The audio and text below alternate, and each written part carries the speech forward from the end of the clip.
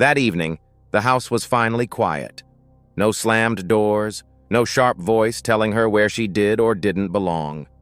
Just the ticking of the clock in the hallway and the faint rustle of trees outside the window.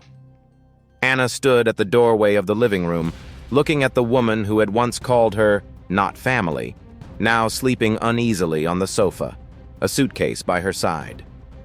Life had turned in a way neither of them expected. For the first time in years, Anna wasn't the powerless girl being pushed out of her own home. She was the one who would decide who stayed and who left. Hello, dear friends. I'm Rachel Collins, and this is a new story about revenge and justice. Don't forget to like, comment, and subscribe for more emotional life stories. Before lawyers, documents, and harsh words, Anna Pierce's life was small, quiet, and mostly kind. She was 49, worked part-time at a local bakery, and lived in the same family house where she'd grown up. Mornings began with the click of the kettle, the smell of fresh coffee and toasted bread, and the soft crackle of the old radio on the kitchen counter. She liked to open the back door while she ate, letting in the scent of wet grass and the distant hum of cars. The house still held her father's presence. His tools hung neatly in the shed. His books lined the shelves in the living room. After he died 3 years earlier, it was this house that kept Anna from feeling completely alone.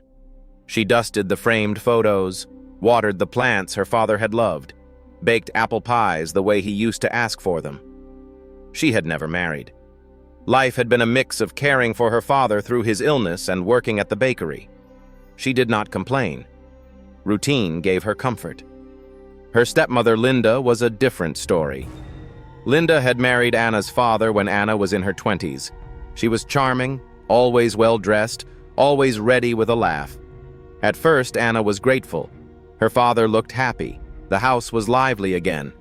But over the years, she learned that Linda's warmth had a sharp edge. When her father passed, everything changed. For a while, grief united them.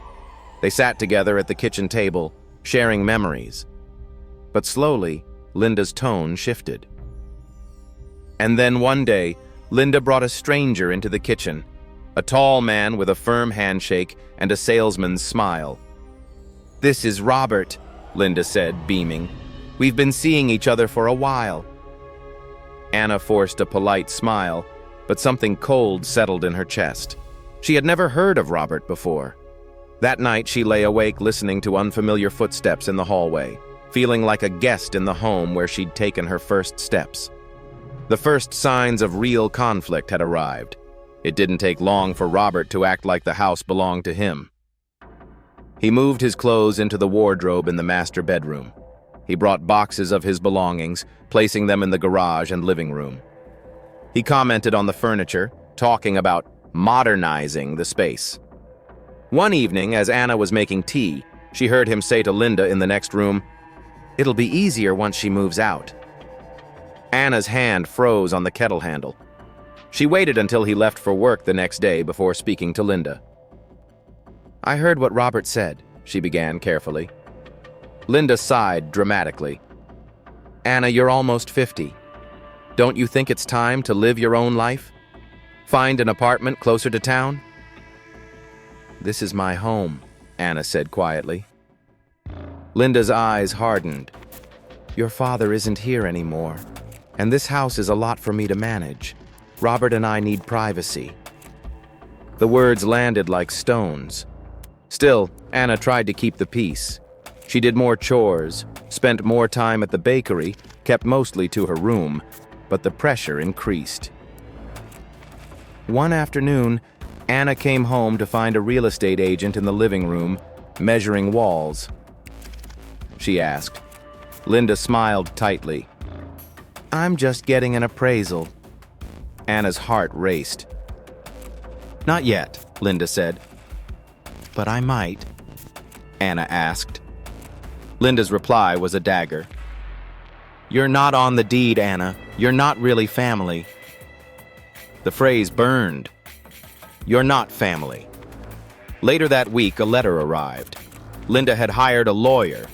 The letter stated that Anna was an occupant by permission, and that Linda, as the legal owner, could ask her to leave with 30 days' notice. Anna sat at the kitchen table, the same one she'd shared with her father for countless breakfasts, and felt utterly abandoned. Had her father really left her nothing? Had he truly meant for her to be thrown out like an unwanted guest? Broken and desperate, she went to her room, opened the box that held her father's papers, and for the first time in months, began to read them closely. What she found changed everything. At first, Anna didn't even know what she was looking for. She flipped through old insurance statements, utility bills, cards from friends. Her hands shook as she pulled out the contents. There was the original deed, dated from when her father had first bought the house with Anna's mother. Then a second deed, updated after her mother's death and Linda's arrival. Anna scanned the lines. Her eyes widened. There, under her father's name, was Linda's and hers. Co-owners, the document stated. Her father had quietly added her to the deed years ago, making sure that if anything happened to him, Linda would not own the house alone. She flipped to the last page and saw the date and the attorney's stamp. The same attorney whose name was on the letter Linda had sent her now. Anna's heart thudded.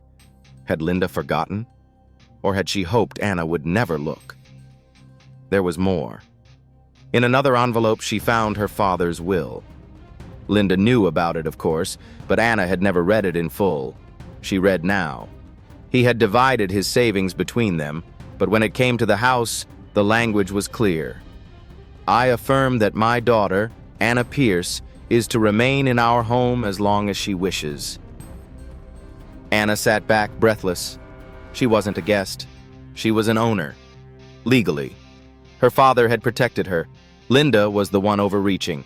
The sense of betrayal deepened, but so did something else. A quiet, focused resolve. Anna contacted a legal aid service for advice.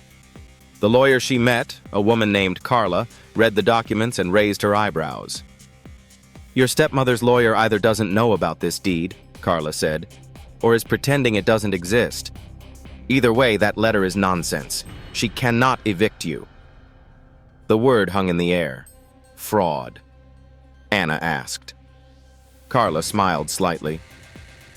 You can stand your ground. Together, they formed a plan. Anna would say nothing yet. She would not reveal that she knew the truth. Instead, she would let Linda continue to act as though she were the sole owner, while Carla quietly gathered information, property records, correspondence, any attempts Linda might make to list the house or negotiate new financial arrangements. If Linda overstepped, they would be ready. Anna went home that night with the deed carefully copied and stored. She placed the original back in her father's box, feeling as if he were standing behind her, nodding. For the first time in weeks, she slept deeply. It didn't take long. A month later, Anna came home early from the bakery to find Linda and Robert at the dining table with a stranger.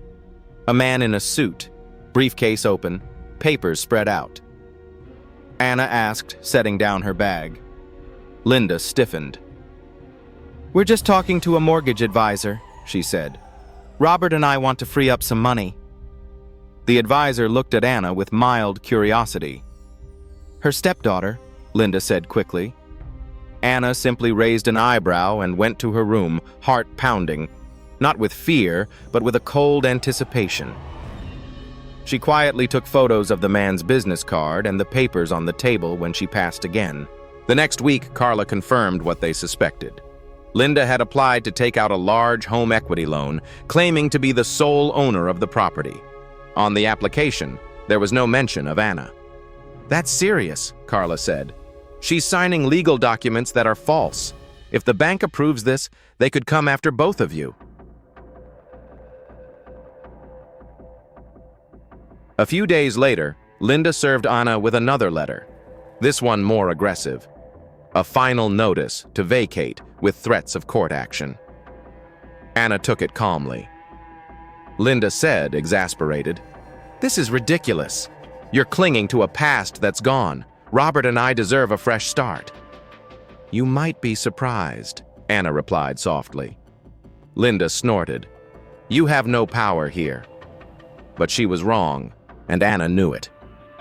Carla filed an official notice with the bank, informing them that the property was in fact jointly owned, and that any loan based on Linda's false statement would be contested. She attached a copy of the deed. At the same time, Carla drafted a firm letter to Linda's lawyer outlining the true ownership and warning that any further attempts to evict Anna or misrepresent the property could result in legal action for harassment and fraud. The dominoes began to fall. The bank, alarmed, froze Linda's loan application and opened an internal investigation. They contacted her for clarification. When she couldn't provide a legitimate explanation, they canceled the process entirely and marked her file with a warning. Linda's lawyer, realizing his client had withheld key information, withdrew from representing her. One evening, Linda burst into Anna's room without knocking, letter in hand. She hissed, "The bank canceled everything. They said there's a dispute over ownership." Anna stood, feeling strangely calm. "I protected our home," she said. "The one Dad made sure we both owned. You knew I was on the deed, Linda. You signed it." Linda's face went pale. You don't understand how hard things have been. Robert and you wanted money more than you wanted honesty," Anna interrupted. "You told me I wasn't family, but legally I am. And you just tried to commit fraud with our house." For once, Linda had no quick answer. Anna went on. "Here's what's going to happen. There will be no loans taken out on the house without my signature. There will be no sale without my full agreement. If you try again, we take everything to a judge, and they see every document, every letter, every lie." Linda's shoulders sagged. "No," Anna replied. "You're free to leave whenever you want." It was the first time Linda looked smaller than Anna. Linda's plans for a funded new life crumbled, and she was left in a house where she no longer held all the power, dependent on the stepdaughter she had tried to erase. The months that followed were tense, but different. The shouting stopped. Linda moved more quietly around the house, avoiding Anna's eyes. She took extra shifts at her part-time job, clearly trying to save money. The real estate flyers disappeared from the table. Anna, on the other hand, grew steadier. She continued working at the bakery, but now with a new sense of security. She planted flowers in the garden, repainting the front door the way her father had always wanted.